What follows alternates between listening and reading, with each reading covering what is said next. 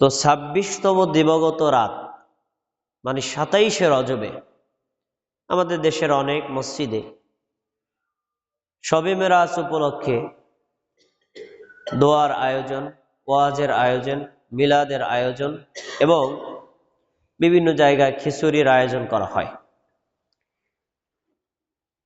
এই রাত উপলক্ষে আমাদের সমাজে যে কাজগুলো করা হয়, এই আমলগুলো আসলে কোরআন হাদিসে নেই, কিন্তু ওই রাত উপলক্ষে আমাদের যেটা শিক্ষা তা আমরা অনেকেই গ্রহণ করতে পারি না। এজন্য রাসূলুল্লাহ সাল্লাল্লাহু আলাইহি ওয়াসাল্লামের জামানায় তার জীবনে শবে মেরাজ উপলক্ষে কি ঘটেছিল তা সঠিকভাবে জানে আমাদের দরকার, এবং ওই শবে মেরাজ থেকে আমাদের করণীয় কি এটাও আমাদের জানা দরকার। আসুন তাহলে আমরা একটু জেনে নেই ইসরা বা মেরাজ কাকে বলে। ইসরা এটা একটা আরবি শব্দ। ইসরা শব্দের অর্থ হলো রাত্রিকালে ভ্রমণ করানো। আল্লাহ রাব্বুল আলামিন নবী মুহাম্মদ সাল্লাল্লাহু আলাইহি ওয়াসাল্লামকে জিবরাইলের মাধ্যমে বাইতুল্লাহ থেকে ফিলিস্তিনের বাইতুল মাকদিসে নিয়ে গিয়েছিলেন একটা রাতের মধ্যেই। এই যে রাত্রিকালে তাকে নিয়ে ভ্রমণ করিয়ে আনা, এটাকে আরবিতে বলা হয় ইসরা। বাইতুল মাকদিস মানে বাইতুল মুকাদ্দাস থেকে ৭ আসমানের উপরে সিদরাতুল মুনতাহা ভেদ করে আল্লাহর সাথে সাক্ষাৎ করিয়ে আবার তাকে বাইতুল্লাহে পৌঁছে দেওয়া, এটাকে বলা হয় হলো মেরাজ। মেরাজ শব্দের অর্থ হলো ঊর্ধ্বগমন বা ঊর্ধ্বে আরোহণের যন্ত্র। তাহলে আমরা দুটো জিনিস পাইলাম, ইসরা আর মেরাজ। ইসরার বর্ণনা সরাসরি আল্লাহ তাআলা কোরআন মাজিদে উল্লেখ করেছেন, আর মেরাজের বর্ণনা রাসূলুল্লাহ সাল্লাল্লাহু আলাইহি ওয়াসাল্লাম তার হাদিসের মধ্যে উল্লেখ করেছেন। ইসরার বর্ণনাটা কি দেখেন, সূরাতুল বনী ইসরাঈল, এই সূরার অপর নাম হলো সূরাতুল ইসরা। ১ নম্বর আয়াতে আল্লাহ তাআলা বলেন, সুবহানাল্লাযী আসরা বিআবদিহি লাইলাম মিনাল মাসজিদিল হারাম ইলাল মাসজিদিল আকসা। পবিত্র সেই আল্লাহ, যে আল্লাহ তার বান্দাকে একই রাতের মধ্যে বাইতুল্লাহ থেকে বাইতুল আকসায় ভ্রমণ করিয়েছেন।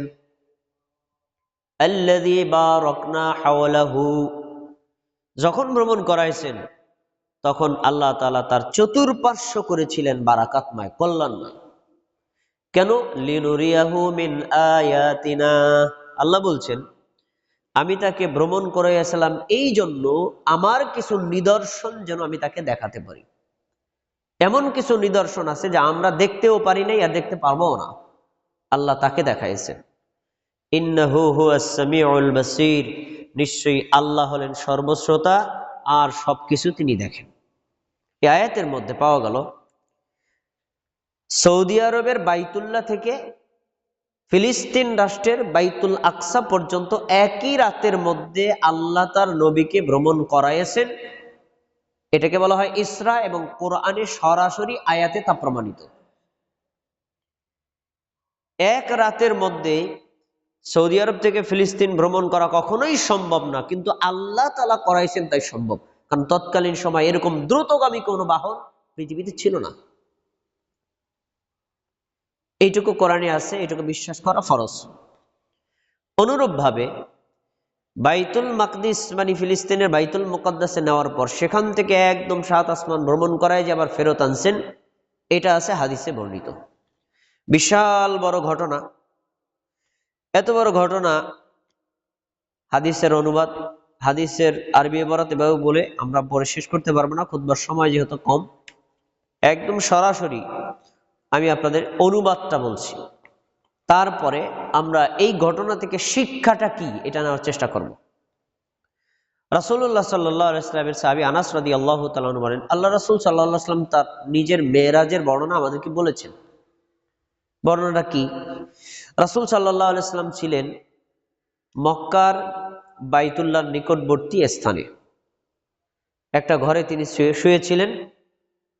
ওই সময় আল্লাহ রাব্বুল আলামিন রাসূল সাল্লাল্লাহু আলাইহি ওয়াসাল্লামের নিকটে জিবরাইলকে পাঠাইছেন। জিবরাইল তার ঘরের উপর নেমে ছাদটাকে ফাঁক করে তারপরে তার রুমের মধ্যে নামছেন। ওই সময় রাসূল সাল্লাল্লাহু আলাইহি ওয়াসাল্লাম ছিলেন ঘুম আর তন্দ্রার মাঝামাঝি, পরিপূর্ণ ঘুম হয় নাই। তখন রাসূল সাল্লাল্লাহু আলাইহি ওয়াসাল্লামকে জিবরাইল আলাইহিস সালাম ওখান থেকে উঠিয়ে তাকে নিয়ে গেলেন মক্কার নিকটবর্তী স্থান জমজম কূপের কাছে। জমজম কূপের কাছে নেওয়ার পরে জিবরাইল আলাইহিস সালাতু ওয়াস সালাম আল্লাহর রাসূলের এই বুক থেকে শুরু করে নাভি পর্যন্ত পেটটাকে ফাড়লেন। পেট ফাঁক করে তারপরে তার কলব, ইংলিশে বলা হয় হার্ট, এই কলবটাকে তিনি বের করলেন। বের করার পরে জমজমের পানি দ্বারা ধৌত করলেন। তারপরে জিবরাইল আলাইহিস সালাম একটা পাত্র আনলেন। পাত্রটা ছিল সোনার এবং এই পাত্রের মধ্যে ছিল ঈমান আর হিকমত। ঈমান মানে বিশ্বাস, হিকমত মানে প্রজ্ঞা, বিশেষ জ্ঞান।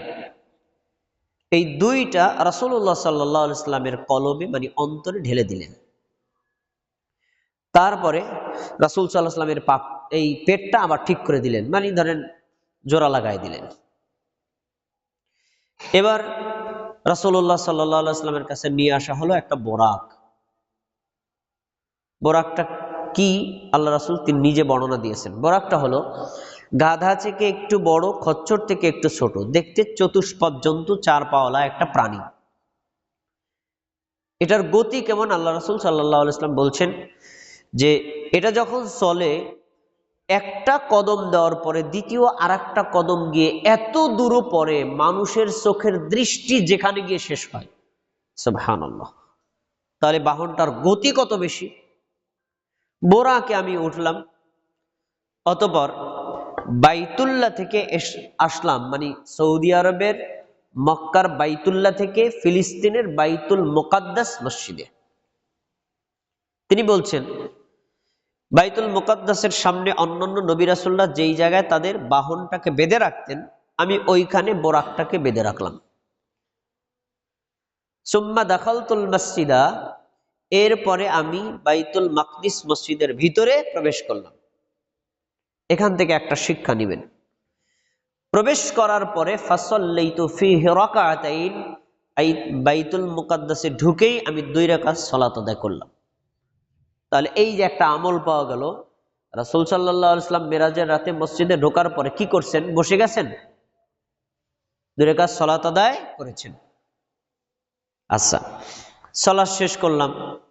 অন্য বর্ণনায় এসেছে যে এই বাইতুল মুকাদ্দাসে রাসূল সাল্লাল্লাহু আলাইহি ওয়াসাল্লাম যখন প্রবেশ করলেন তখন আল্লাহ তাআলা তার পূর্বে লক্ষাধিক নবী রাসূলদেরকে যে পাঠিয়েছিলেন, সব নবীদেরকে বাইতুল মাকদিসে একত্রিত করেছিলেন। আল্লাহ রাসূল সাল্লাল্লাহু আলাইহি ওয়াসাল্লাম সকল নবীদের ইমাম হয়ে 2 রাকাত সালাত আদায় করেছিলেন।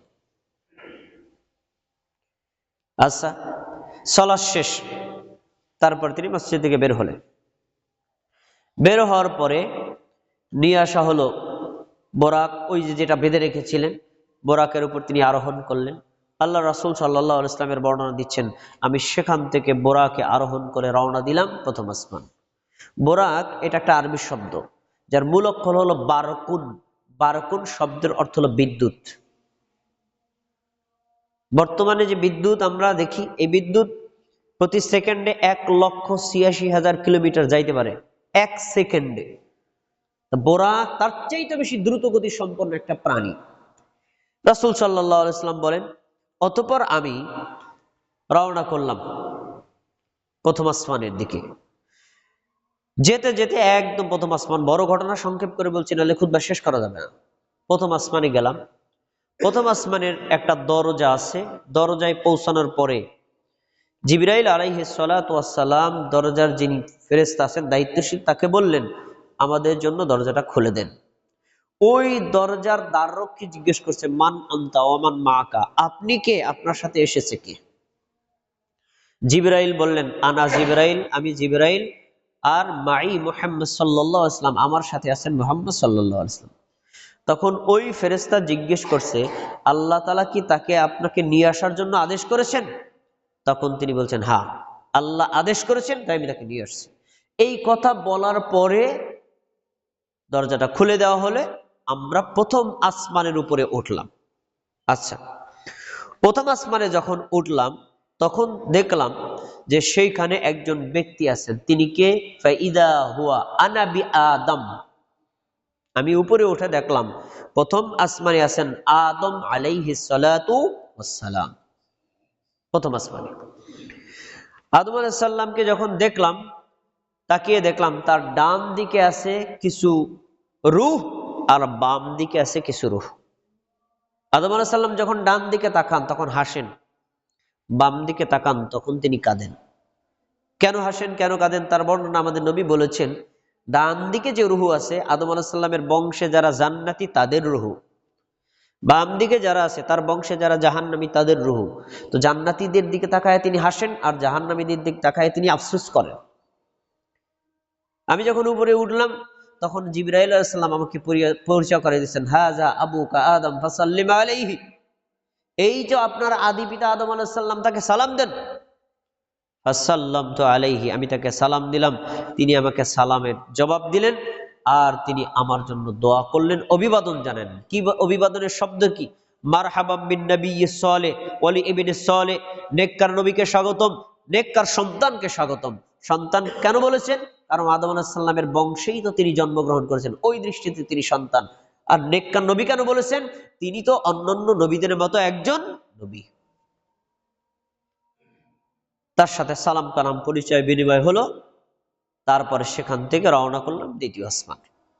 দ্বিতীয় আসমানে ওই ফেরেশতার সাথে একইভাবে কথা পরিচয়, তারপরে দরজা খোলা হলো, তারপরে উপরে উঠলাম। যখন দ্বিতীয় আসমানে উঠলাম, ওঠার পরে সেখানে দেখলাম দুইজন খালাতো ভাই আছে। দুই খালাতো ভাই কে? একজন হলো ঈসা ইবনে মারইয়াম, আরেকজন হলো ইয়াহইয়া ইবনে যাকারিয়া। দুইজন আত্মীয়তার দিক থেকে খালাতো ভাই, কিন্তু আবার দুইজনই আল্লাহর নবী।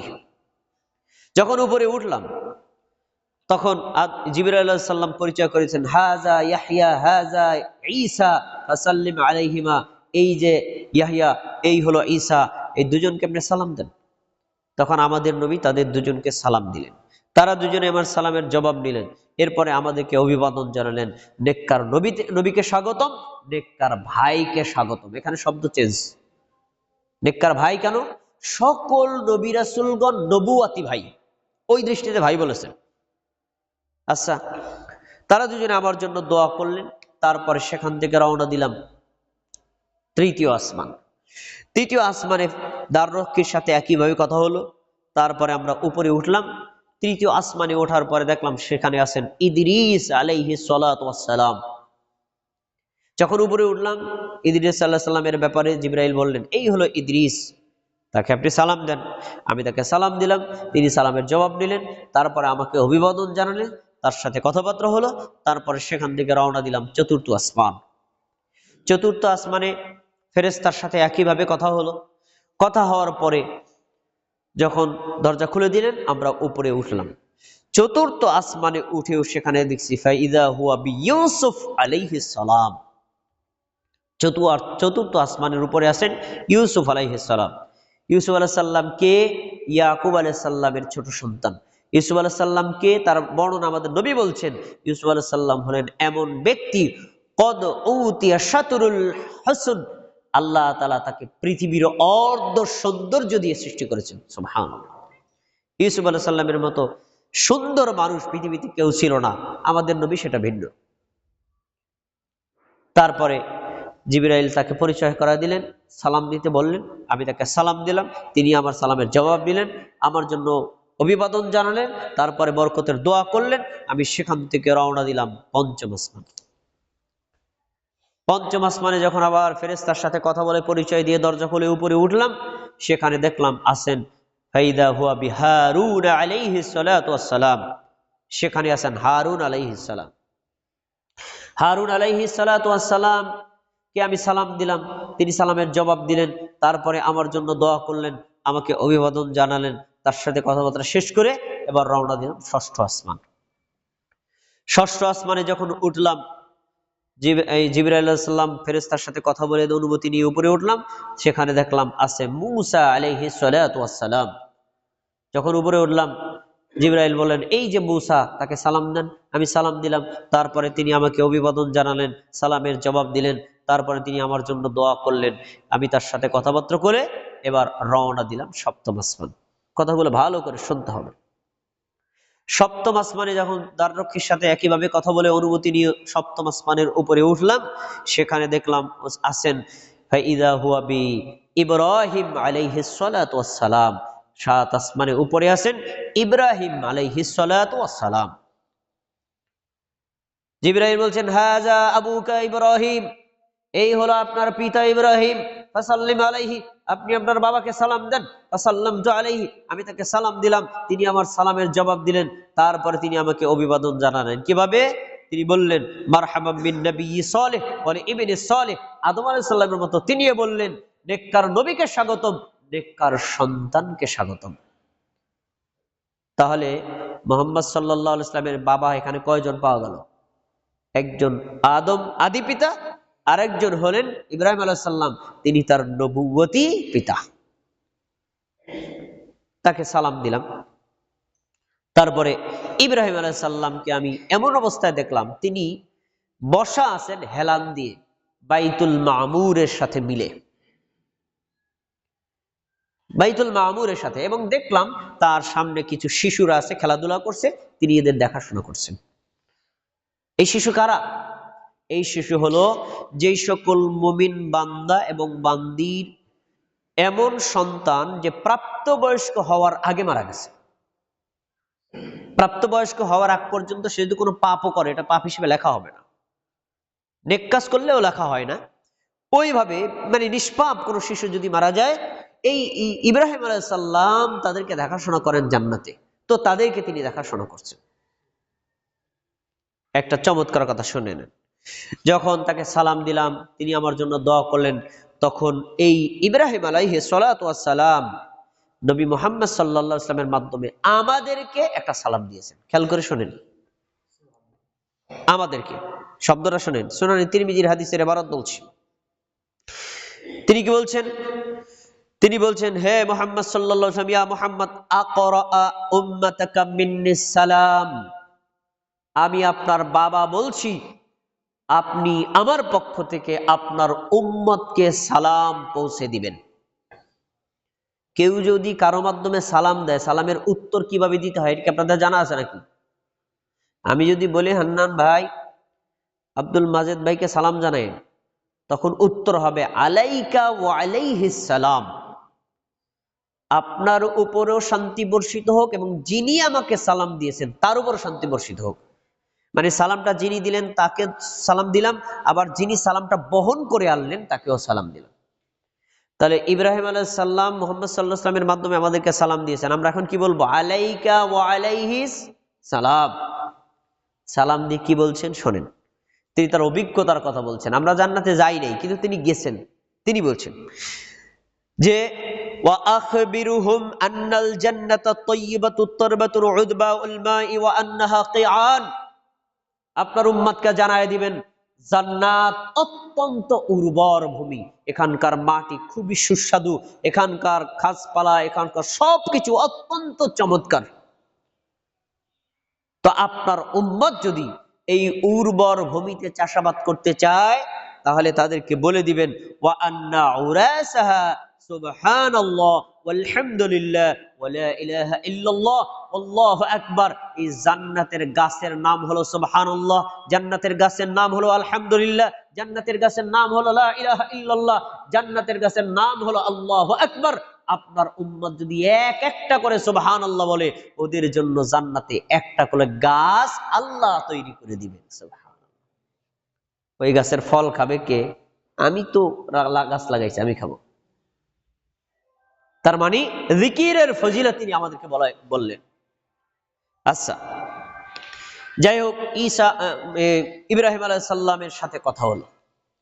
কথা হওয়ার পরে তিনি আমার জন্য দোয়া করলেন। তারপরে আমরা সেখান থেকে রওনা দিলাম আরো উপরে, যেটার নাম হলো সিদরাতুল মুনতাহা। সিদরাতুল মুনতাহা কি? সিদরাত মানে বৃক্ষ, মুনতাহা মানে প্রান্তবর্তী। আল্লাহ তাআলা যে সৃষ্টির একটা সীমারেখা তৈরি করেছেন, যার উপরে হলো আল্লাহর সীমারেখা। এই দুইটার মধ্যবর্তী জায়গার নাম হলো সিদরাতুল মুনতাহা, সৃষ্টির শেষ প্রান্তবর্তী। এবং এই বৃক্ষটার গোড়া শুরু হয়েছে ষষ্ঠ আসমান থেকে, আর শেষ হয়েছে 7 আসমানের শেষে গিয়ে, শেষ 7 আসমানের আরো উপরে গিয়ে শেষ হয়েছে। এই বৃক্ষের বর্ণনা আমাদের নবী হাদিসে, আমি হাদিসের এবারাত বলার সময় পাচ্ছি না, অর্থ বলে দিচ্ছি। রাসূল সাল্লাল্লাহু আলাইহি ওয়াসাল্লাম বলেন, আমি বৃক্ষটার দিকে তাকালাম, দেখলাম এই বৃক্ষে যে ফলগুলো আছে, এক একটা ফল এক একটা বড় বড় মটকার সমতুল্য, সুবহানাল্লাহ। আর এক একটা পাতা হাতির যে কান আছে না, এরকম সাইজে বড় বড় পাতা। এবং ওই বৃক্ষের উপরে কিছু ফড়িং, কিছু পঙ্গপাল আছে, স্বর্ণের তৈরি ফড়িং ওইটার উপর বসে আছে, যা দেখতে এত চমৎকার, আমি পৃথিবীতে এত সুন্দর সৃষ্টি কোথাও দেখিনি, সুবহানাল্লাহ। হাদিসে রাসূল সাল্লাল্লাহু আলাইহি ওয়াসাল্লাম এই সিদরাতুল মুনতাহার বর্ণনা দিলেন, আমি দেখলাম। তারপরে ওই সিদরাতুল মুনতাহার ওইখানেই যেখানে ইব্রাহিম আলাইহিস সালাম পিঠ হেলান দিয়ে বসেছিলেন, ওইটার নাম হলো বাইতুল মামুর। আমি বাইতুল মামুর দেখলাম। বাইতুল মামুর কি? অনেক মসজিদের নাম আছে বাইতুল মামুর। বাইতুল মানে ঘর, মামুর মানে পুরাতন, আদি ঘর। এই আদি ঘর মানে আল্লাহ রাব্বুল আলামিন আমাদেরকে সৃষ্টি করার আগে সৃষ্টি করেছিলেন হলো ফেরেশতা জাতিকে। তো ফেরেশতা জাতি আল্লাহ তাআলা সৃষ্টির বিভিন্ন দায়িত্বে তাদেরকে নিযুক্ত করেছেন। এটা যেমন তাদের ইবাদত, আবার ফেরেশতাদের তাদের জীবনে কমপক্ষে একদিন বাইতুল মামুর গিয়ে ইবাদত করা, এটাও তাদের জন্য একটা আলাদা ইবাদত। রাসূল সাল্লাল্লাহু আলাইহি ওয়াসাল্লাম বলছেন, বাইতুল মামুর হলো এমন একটা ঘর, ফেরেশতাদের কাবা। ফেরেশতারা প্রতিদিন সেখানে 70,000 ফেরেশতা একই সাথে ইবাদত করে। একবার ইবাদত করে যে বেরিয়ে যায়, দ্বিতীয়বার আর যাওয়ার কখনো চান্স পায় না। এভাবে দৈনিক প্রতিদিন 70,000 ফেরেশতা সেখানে ইবাদত করছে। আমরা এখান থেকে একটা শিক্ষা নেই, তাহলে ফেরেশতার পরিমাণ কত বেশি। সুবহানাল্লাহ, সুবহানাল্লাহ, তাবারাকাল্লাহু আহসানুল খালিকিন। আল্লাহ তাআলা কত বড় বরকতময় সৃষ্টিকারী। আচ্ছা, যাই হোক, আমি বাইতুল মামুর দেখলাম। তারপরে সেখান থেকে উপরে লাউহ, লাউহুন, লাউহুন শব্দের অর্থ হলো ফলক। লাউহুনটা কি? লাউহুন হলো, এই আমরা জানি মুহাম্মদ সাল্লাল্লাহু আলাইহি ওয়াসাল্লামের দীর্ঘ নবুয়াতি 23টা বছরে বিভিন্ন সময় কোরআনের আয়াত আর সূরা নাজিল হয়েছে। কোথা থেকে নাজিল হলো? ওই লাউহে মাহফুজ থেকে। সূরা বুরুজের শেষ আয়াতে বাল হুয়া কুরআনুম মাজিদ ফি লাউহিম মাহফুজ, এটা হলো সম্মানিত কোরআন যা লাউহে মাহফুজে সংরক্ষিত আছে।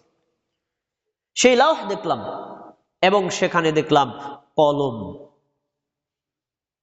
এবং কলমের খসখসানির আওয়াজ পেলাম। কলম লিখলে যে একটু আওয়াজ হয় না, এই আওয়াজটা পেলাম। কলমটা কি?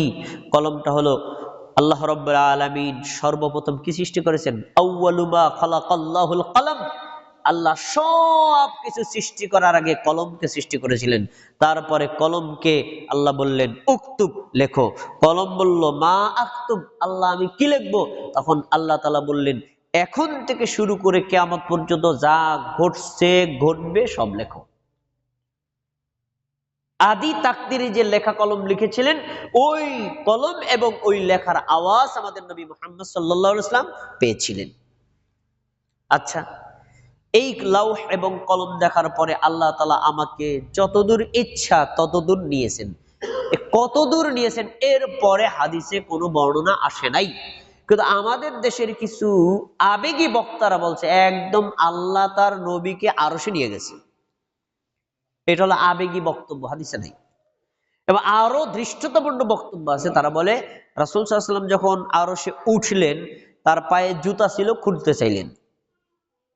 আল্লাহ তাআলা বললেন, জুতা খোলার দরকার নাই মুহাম্মদ, তোমার জুতার ধুলায় আমার আরশ ধন্য হবে। এই বক্তব্য মগদেশের কিছু হুজুরা দেয়। এটা কুফরি বক্তব্য। মুহাম্মদ সাল্লাল্লাহু আলাইহি ওয়াসাল্লামের জুতার ধুলায় আল্লাহর আরশ ধন্য হবে, এটা চরম দৃষ্টতাপূর্ণ বক্তব্য। আল্লাহকে আরশকে অপমান করার শামিল, একথা কোরআন হাদিসে কোথাও নেই। যাই হোক, আল্লাহ তাআলা যতদূর ইচ্ছা ততদূর নিলেন। আপনারা ঘটনা শুনেছেন। এবার আসুন, মেরাজের মূল শিক্ষাটা কি? মূল শিক্ষা হলো যখন আল্লাহর সাথে আমি মেরাজ করে সাক্ষাৎ করে আসলাম, ফাআওহাল্লাহু ইলাইয়া মা আওহা, আল্লাহ তাআলা আমাকে যা ওহী করার তা করলেন। মানে সব ওহীর কথা আমাদেরকে বলেন নাই, এর ভিতরে মূল যে পয়েন্ট এটা তিনি বলেছেন, সেটা কি? ফাফারাদাল্লাহু আযজা ওয়া জাল্লা আলাইহি উম্মতি 50 সালাতান, আল্লাহ তাআলা ওই ঐতিহাসিক রাতে আমার উম্মতের নিকটে আমার কাছে দিবারাত্রি 24 ঘন্টায় 50 ওয়াক্ত সালাত ফরজ করেছিলেন। আমি 50 ওয়াক্ত সালাত ফরজের বিধান নিয়ে আসছিলাম, মনে আছে কিনা দেখি দি। ষষ্ঠ আসমানে কোন নবীর সাথে দেখা? মুসা আলাইহিস সালামের সাথে। মুসা আলাইহিস সালাম বললেন, আজকের এই মহা ঐতিহাসিক রাতে আল্লাহ তাআলা আপনার উম্মতের উপর আপনার নিকটে কি ফরজ করেছেন? তখন আমি বললাম 50 ওয়াক্ত সালাত ফরজ করেছেন। তিনি বললেন, ফারজি ইলা রাব্বিকা, আপনি আপনার রবের কাছে ফেরত যান, আপনার উম্মত 50 ওয়াক্ত সালাত আদায় করতে পারবে না।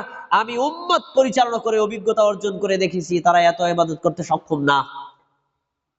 আমি আবার আল্লাহর কাছে ফেরত গেলাম। এইভাবে মুসা আলাইহিস সালাম এবং আল্লাহর মাঝখানে আমি 9 বার গমন করেছি। একবার গিয়েছি, আল্লাহ 5 ওয়াক্ত কমায় দিয়েছেন। এভাবে 9 বার গমন করার পরে 5 নং 45 ওয়াক্ত আল্লাহ কমায় দিয়েছেন। এরপরে রয়েছে কয় ওয়াক্ত? 5 ওয়াক্ত। আমি 5 ওয়াক্তের বিধান নিয়ে যখন আসছিলাম তখন মুসা আলাইহিস সালাম বললেন, কয় ওয়াক্ত আছে? আমি বললাম 5 ওয়াক্ত। তিনি বললেন, আরো কমান। এও পারবে না। এই মেরাজের আসল শিক্ষাটা মনে করে নেন, মা বোনেরা ঘর থেকে শোনেন, ভাইয়েরা ঘর থেকে শোনেন। মেরাজের আসল শিক্ষাটা কি? মেরাজ উপলক্ষে নফল সালাত আদায় করে কপালে দাগ বানাইছেন, ফরজ নামাজ পড়েন না। মেরাজের আসল শিক্ষা ফরজ নামাজ, নফল নামাজ না। তখন নবী সাল্লাল্লাহু আলাইহি সাল্লাম বললেন, আমি আল্লাহর কাছে বারবার যেতে লজ্জা পাই, আর ফেরত যাব না। আমি এখনই দুনিয়াতে ফেরত যাব, আল্লাহ তাআলা যা দিয়েছেন তাই নিয়ে যাব। কারণ আমি যদি আবার যাই, আল্লাহ আমার বিধান কমাই দিলে আমার উম্মতের নেকিও কমে যাবে। তখন আল্লাহ রাব্বুল আলামিন আরশে আজিম থেকে মুসা আলাইহিস সালামকে সাক্ষী রেখে আমাদের নবীকে বলেছিলেন, লা ইউবাদদালুল কওলু লাদাইয়া হিয়া খামসু ওয়া হিয়া খামসুন। নবী মুহাম্মদ সাল্লাল্লাহু আলাইহি ওয়াসাল্লাম, আমি আল্লাহ, আমার কথার কোনো পরিবর্তন নাই। তুমি আমার নবী, তোমার আবেদনের কোনো পরিবর্তন নাই। তুমি আবেদন করে আমল করার জন্য এনেছো 5 ওয়াক্ত, আর আমি আল্লাহ ফরজ করেছিলাম 50 ওয়াক্ত। আমারটাও ঠিক, তোমারটাও ঠিক।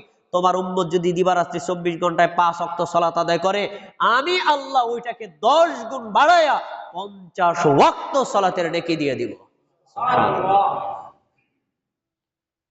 এখন আপনারা আমার প্রশ্নের জবাব দিবেন, মেরাজের রাতে আল্লাহ কি ফরজ করেছিলেন? নফল নামাজ না ফরজ নামাজ? কথা বলতে হবে, সবার কথা বলতে হবে। নফল নামাজ না ফরজ নামাজ? তো কোন আল্লাহর বান্দা বান্দি যদি দৈনিক 5 ওয়াক্ত সালাত আদায় করে, সে যদি মেরাজ উপলক্ষে জীবনে একটা যিকরও না করে, সে মেরাজের আসল শিক্ষাটা গ্রহণ করলো।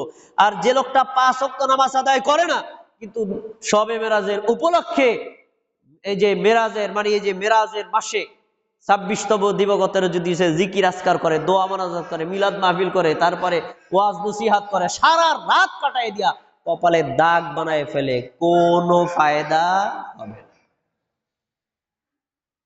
কোনো ফায়দা হবে না। তবে মেরাজের মূল শিক্ষাটা কি পেলাম আমরা? 5 ওয়াক্ত ফরজ সালাত আদায় করা। এজন্য আমরা সকলে মেরাজ থেকে এই শিক্ষাটা সবাই রিসিভ করব। মেরাজ উপলক্ষে আরো কিছু হাদিস আছে, 2-3টা পয়েন্টের হাদিস আমি আপনাদের একটু মনে করাই দিচ্ছি। তারপর আমরা মেরাজের এই যে ঘটনা থেকে এক একটা পয়েন্ট থেকে কি শিক্ষা পেলাম আমি একটু এক নজরে বলে যাব। রাসূলুল্লাহ সাল্লাল্লাহু আলাইহি সাল্লাম এই যে মেরাজ ঘটনা ঘটে যাওয়ার পরে পৃথিবীতে এসে তার সাহাবীদেরকে বলেছেন। তৎকালীন কাফের মুশরিকরা এটা অস্বীকার করেছে। এই অস্বীকার করলো কেন? তাতে বোঝা যায় আল্লাহ রাসূল সশরীরে সুস্থ থেকে এবং পুরো সজাগ থেকে তিনি 7 আসমান ভ্রমণ করে এসেছেন, এই জন্যই তারা অস্বীকার করছে। যদি তিনি বলতেন ঘুমের ঘরে দেখছি স্বপ্নে, তাহলে তারা অস্বীকার করতো না। ঘুমের ঘরে তো আমি নিজেও দেখছি, আসমানে উঠছি, আসমান থেকে পড়ে গেছি, আপনারাও তো মাঝে মধ্যে দেখেন। এটা তো আশ্চর্যের কিছুই নেই, এটা বাস্তব। রাসূল সাল্লাল্লাহু আলাইহি ওয়াসাল্লাম যখন এই ঘটনা এসে বর্ণনা করছেন, তখন কাফের মুশরিকরা তাকে নাস্তানাবুদ করার জন্য একটা কৌশল করছে। এতদিন মুহাম্মদের কোনো ফাঁক ফুড়া পাইনি, আজকে পাইছি, মিথ্যাবাদী প্রমাণ করে ছাড়বো। আয়সা কাফের মুশরিকরা তার কাছে এসে বলছে, তুমি যে বলছো এক রাতের মধ্যে এই সৌদি আরব থেকে ফিলিস্তিনে গেছো, বাইতুল মুকাদ্দাস ভ্রমণ করে, 7 আসমান ভ্রমণ করে আসছো, এটা তো সম্ভব না। 7 আসমানের উপরের দৃশ্য তো আমরা জানি না।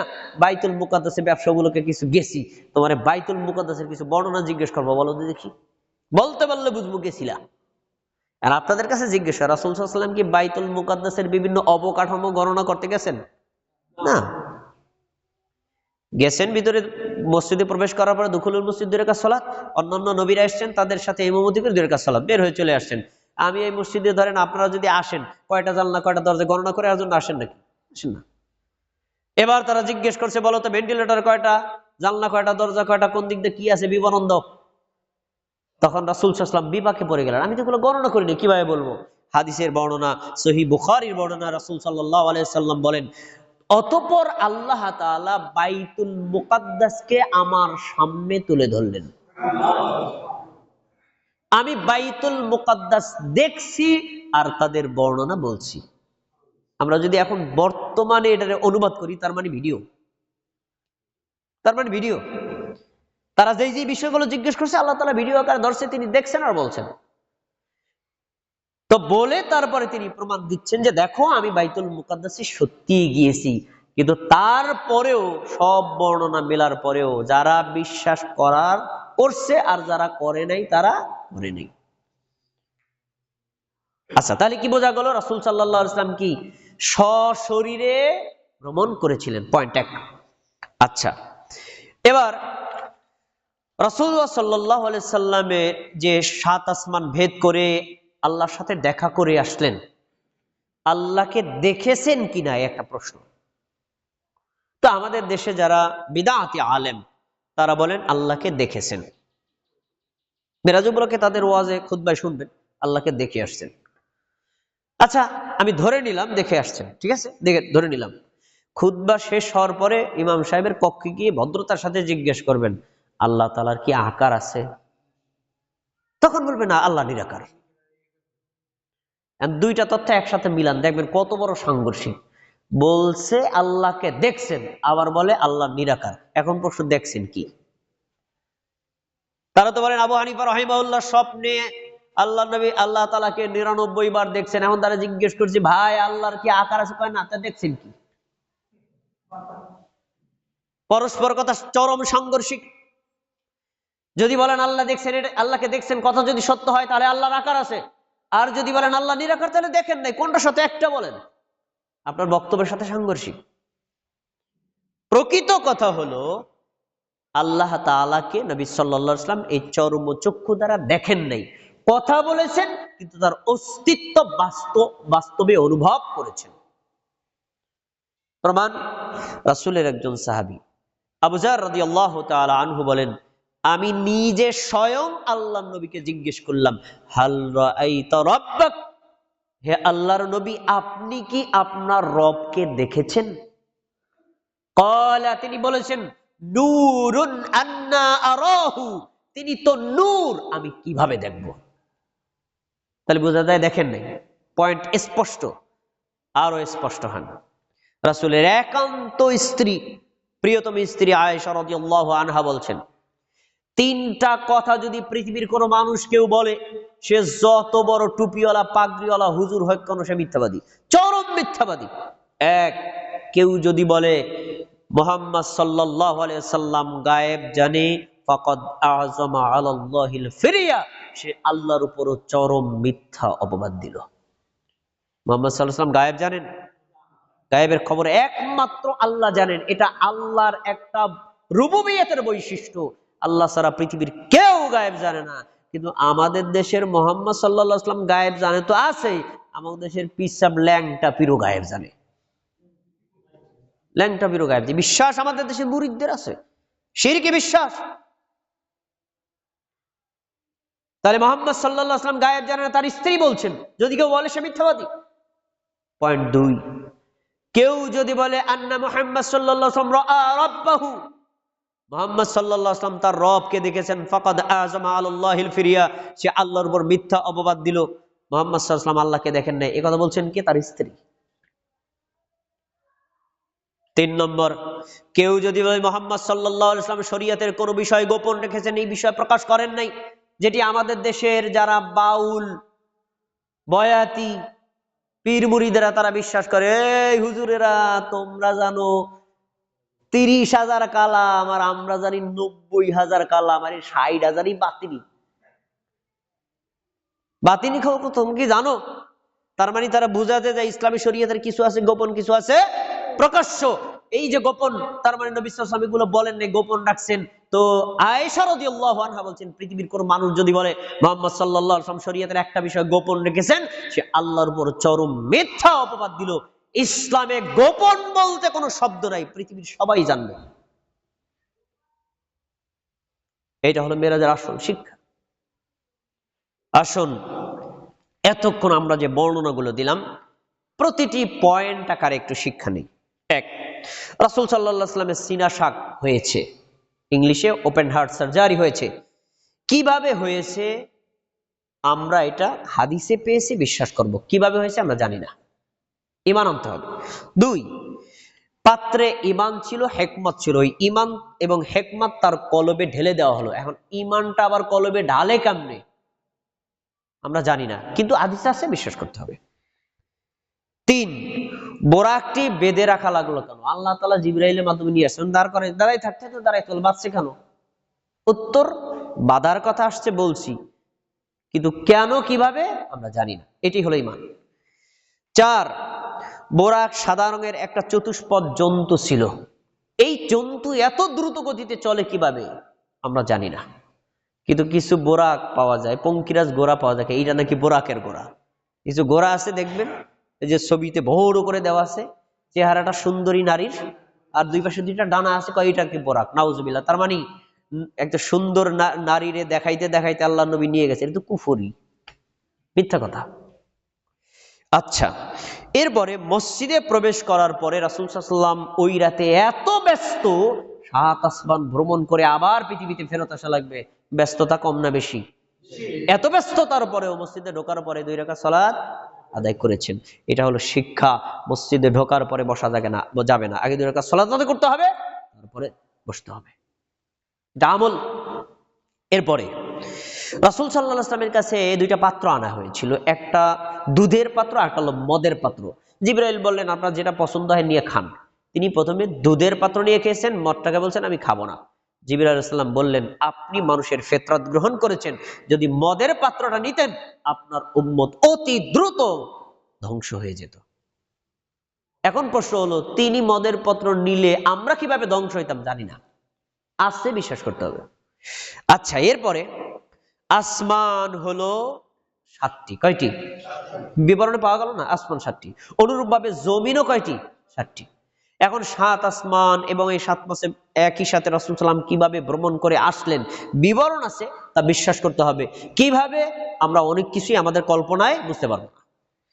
এখন প্রশ্ন, যে 7 আসমানে, প্রতিটা আসমানে ঢোকার পরে উপরে ওঠার জন্য জিবরাইল এবং মুহাম্মদ সাল্লাল্লাহু আলাইহি ওয়াসাল্লামের পরিচয় দেওয়া লাগছে, আল্লাহর পারমিশন দেওয়া লাগছে, মানে বলে ভিসা পাসপোর্ট আর কি, এটা দেওয়া লাগছে।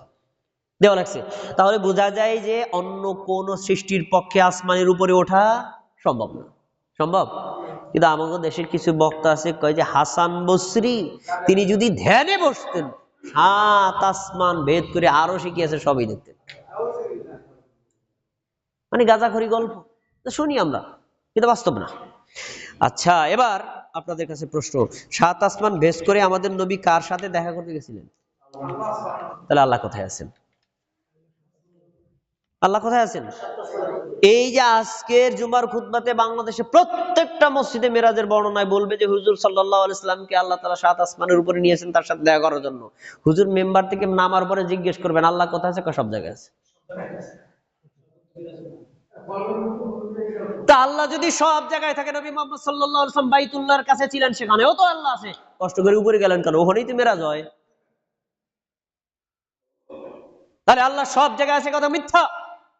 আর রহমান আলাল আরশি ইস্তাওয়া, দয়াময় আল্লাহ আছেন আরশের উপরে।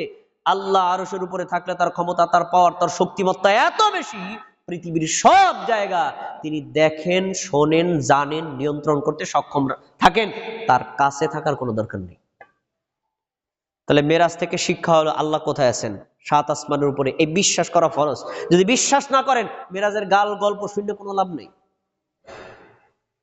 এরপরে রাসূলুল্লাহ সাল্লাল্লাহু আলাইহি সাল্লাম যখন গেলেন, প্রত্যেক নবীদের সাথে সাক্ষাতের সময় জিবরাইল বললেন, এই যে আপনার পিতা আদম সালাম দেন, এই আপনার পিতা ইব্রাহিম তাকে সালাম দেন, এই হলো মুসা তাকে সালাম দেন। তাহলে বোঝা যায় যে একটা লোকের সাথে মনে করেন আমি রাস্তায় হাঁটছি, দেখা হয় আসসালামু আলাইকুম। তা আব্দুল হান্নান ভাই ওই লোকটা আবার আসার বলছে যে ভাই এই যে আমাদের ইমাম সাহেব, পরিচয় করে দিচ্ছে না, তখন আবার সালাম দেওয়া সুন্নাত। একটা লোকের সাথে আগে সালাম দিয়েছেন, তখন পার্সোনাল করে পরিচয় ছিল না, আবার যখন নতুন করে পরিচয় দিবে তখন আলাদাভাবে পরিচয়ের সময় সালাম দেওয়াটা কি সুন্নাত।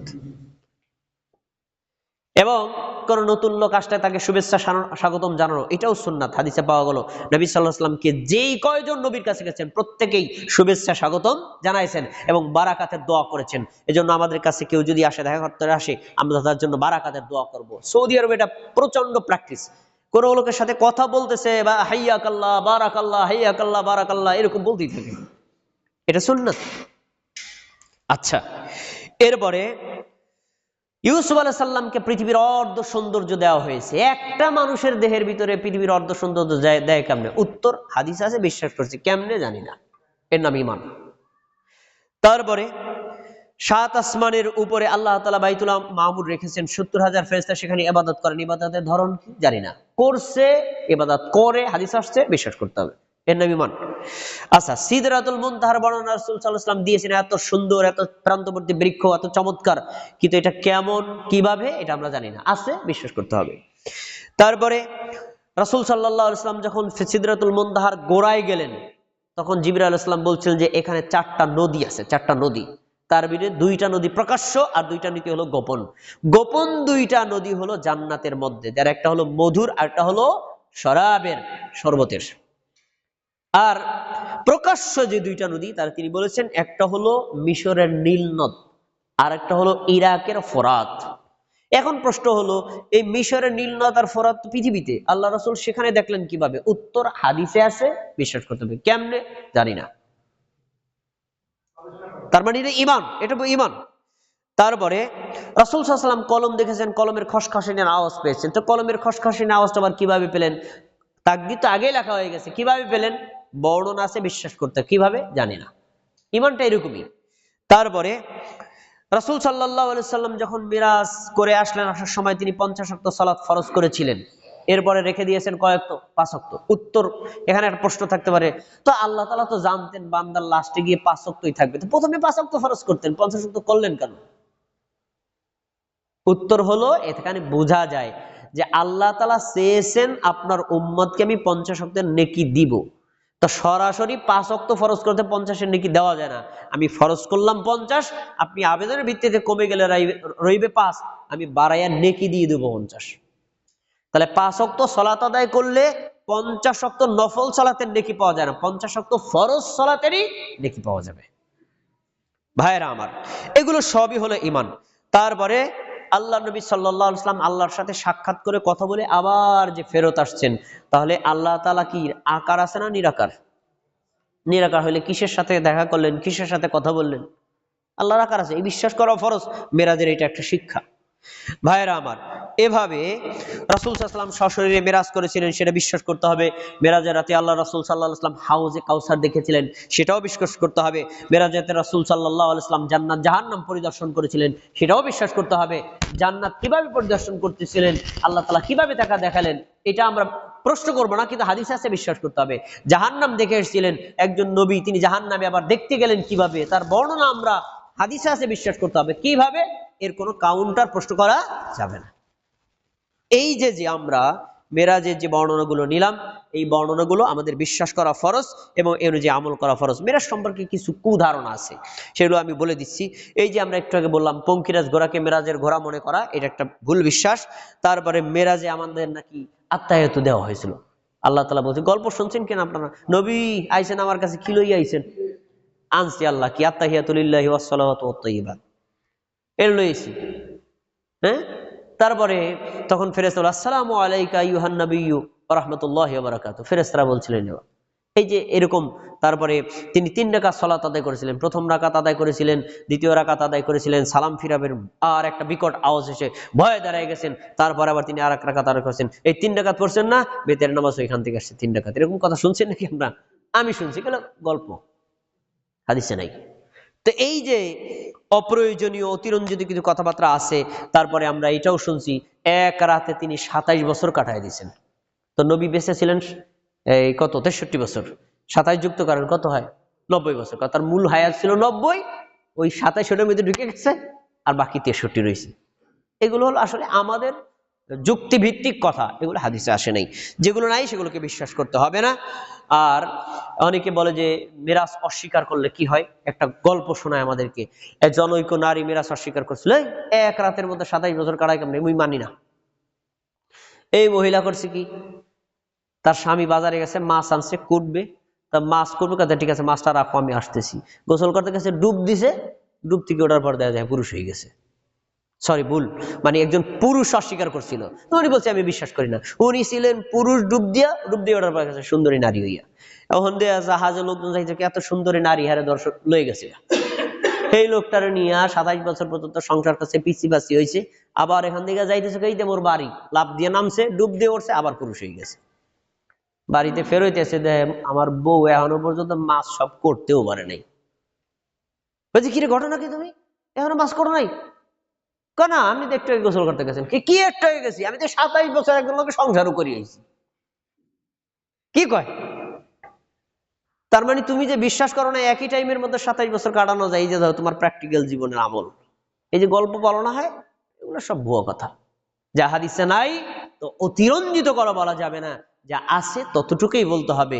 ধর্মীয় বিশ্বাসের ক্ষেত্রে অতিরঞ্জিত করে বলা, এটা হলো বিভ্রান্তির একটা শামিল। আজকে আমরা মেরাজের যে ঘটনা থেকে যে শিক্ষাগুলো পাই, এক কথায় মেরাজের ঘটনা কোরআন এবং সহিহ হাদিসে যা আছে, যেভাবে আছে, যতটুকু আছে সেভাবে ততটুকু তা বিশ্বাস করা ফরজ, 1 নম্বর আমল। 2 নম্বর, মসজিদে ঢোকার পরে দুখুলুল মসজিদ 2 রাকাত সালাত আদায় করা, এটা মেরাজের শিক্ষা। 3 নম্বর, 5 ওয়াক্ত দৈনিক সালাত আদায় করা, এটাই হলো শিক্ষা। এই 3টা শিক্ষা যে গ্রহণ করেছে সে মেরাজ থেকে আসল শিক্ষাটা রিসিভ করতে পেরেছে। আর যে 3টা শিক্ষা গ্রহণ করতে পারে নাই, সে মেরাজের গল্প সারা বছর শুনলে কোনো লাভ নেই। আল্লাহ আমাদেরকে এই মেরাজের ঘটনা থেকে শিক্ষা নেওয়ার তৌফিক দান করুন, আমিন।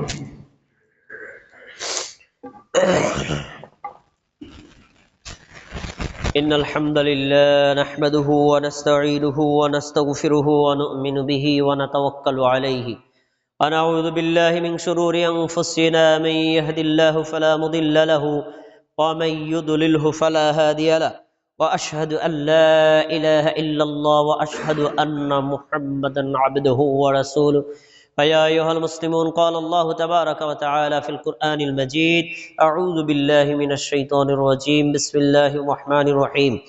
إن الله ملائكته يصلون على النبي يا أيها الذين آمنوا صلوا عليه وسلموا تسليما. اللهم صل على محمد وعلى آل محمد كما صليت على إبراهيم وعلى آل إبراهيم إنك حميد مجيد. اللهم بارك على محمد وعلى آل محمد كما باركت على إبراهيم وعلى آل إبراهيم إنك حميد مجيد. আল্লাহ আপনি আমাদের জুমার খুতবাকে কবুল করে নিন, আমাদের জুমার সালাতকে কবুল করে নিন, আমাদের ফরজ আমলগুলোকে কবুল করে নিন, আমাদের নফল আমলগুলোকে কবুল করে নিন। আমাদেরকে বিশুদ্ধভাবে ঈমান আনার তৌফিক দান করুন, 5 ওয়াক্ত সালাত আদায় করার তৌফিক দান করুন, মেরাজের প্রকৃত ঘটনা থেকে শিক্ষা নেওয়ার তৌফিক দান করুন, আমাদেরকে ঈমান এবং ইসলামের উপর অটল অবিচল থাকার তৌফিক দান করুন। আমাদের আপনি যাবতীয় গুনাহগুলো ক্ষমা করে দিন, আমাদের শিরক এবং কুফরের গুনাহ ক্ষমা করে দিন, আমাদের সুন্নাতি আমলগুলোকে কবুল করে নিন, আমাদের বেদাতি পাপগুলোকে ক্ষমা করে দিন। আপনি আমাদের সকলের দোয়াকে কবুল করে নিন। আমরা যারা অসুস্থ আমাদের সবাইকে সুস্থতা দান করুন, আমাদের পরিবারে যারা অসুস্থ তাদেরকে সুস্থতা দান করুন, আমাদের পরিচিত জন আত্মীয় স্বজন যারা অসুস্থ তারা সবাইকে সুস্থতা দান করুন। আমরা যারা অভাবগ্রস্ত আমাদের অভাব দূর করে দিন, আমাদের ব্যবসায় বারাকাত দান করুন, আপনি আমাদের ঋণগুলো পরিশোধ করার তৌফিক দান করুন, আমাদের মা বোনদেরকে হেদায়েত দান করুন, তাদেরকে ইসলামের বিধিবিধান মেনে চলার তৌফিক দান করুন। আপনি আমাদের দোয়াকে কবুল করে নিন। আমাদের এক মুসল্লি তার মায়ের জন্য দোয়া চেয়েছেন, আল্লাহ তাআলা তার মায়ের জন্য দোয়াকে কবুল করুন। আল্লাহ তাআলা তাকে ক্ষমা করুন, তাকে জান্নাতুল ফেরদাউসের অধিবাসী হিসেবে কবুল করুন। অসুস্থ হলে তাকে সুস্থতা দান করুন। আমাদের দোয়াকে আল্লাহ কবুল করে নিন। আমাদের এই মসজিদটাকে আল্লাহ কবুল করে নিন। মসজিদে যারা দান করে তাদের দানকে কবুল করে নিন। মসজিদের মুসল্লিদেরকে পাক্কা তাওহীদবাদী মুমিন হিসেবে কবুল করুন। আমিন। ইন্নাল্লাহা ইয়ামুরু বিল আদলি ওয়াল ইহসান ওয়া ইতা'i যিল কুরবা ওয়া ইয়ানহা আনিল ফাহশাই ওয়াল মুনকারি ওয়াল বাগি ইয়া'iদুকুম লাআল্লাকুম তাযাক্কারুন ফাযকুরুনি আযকুরুকুম ওয়াশকুরু লি ওয়া লা তাকফুরুন। আল্লাহু আকবার, আল্লাহু আকবার। আশহাদু আল্লা ইলাহা ইল্লাল্লাহ।